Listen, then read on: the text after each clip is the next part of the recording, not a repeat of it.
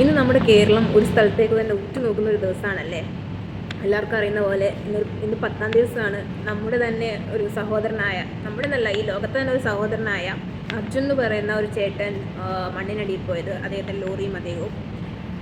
അപ്പോൾ നമ്മൾ മലയാളികളെല്ലാം പ്രാർത്ഥനയോടെ, ഏതൊരു വ്യക്തിയാണെങ്കിലും ഈ ലോകത്ത് എവിടെ മലയാളി ഉണ്ടോ അവരെല്ലാം പ്രാർത്ഥനയോടെ ഉറ്റുനോക്കുന്ന ഒരു നിമിഷമായിരിക്കും ഈ ഒരു ദിവസം എന്ന് പറയുന്നത്. കാരണം ഇത്രയും ദിവസം നമ്മൾ ഒരുപാട് പ്രാർത്ഥിച്ചു, ആളെ വേഗം കിട്ടണേ, ആളുടെ ഫാമിലിക്ക് അദ്ദേഹത്തെ തിരിച്ചു കിട്ടണം, അദ്ദേഹത്തെ കാത്തിരിക്കുന്ന അമ്മ, അച്ഛൻ, വൈഫ്, കുട്ടി, ഇവരെല്ലാം ഉണ്ട്.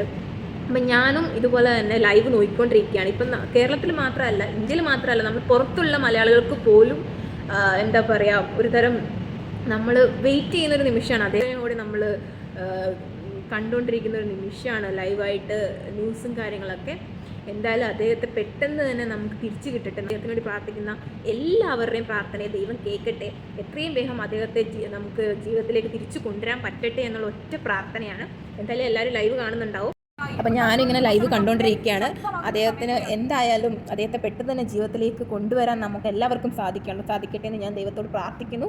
എന്തായാലും നമുക്ക് ഇന്ന് തന്നെ അദ്ദേഹത്തെ നമുക്ക് എന്തായാലും കിട്ടണം. കാരണം ആ ഒരു ഫാമിലിക്ക് അദ്ദേഹത്തെ എന്തായാലും ആ ഫാമിലിക്ക് അദ്ദേഹത്തെ എത്രയും പെട്ടെന്ന് കാണാൻ സാധിക്കട്ടെ. നമ്മൾ കേരളത്തിൽ നിന്ന് നമ്മൾ വാർത്തയിലൂടെ വരുന്ന ഓരോ വാർത്തകളും നമ്മളിങ്ങനെ നോക്കിക്കൊണ്ടിരിക്കുകയാണ്.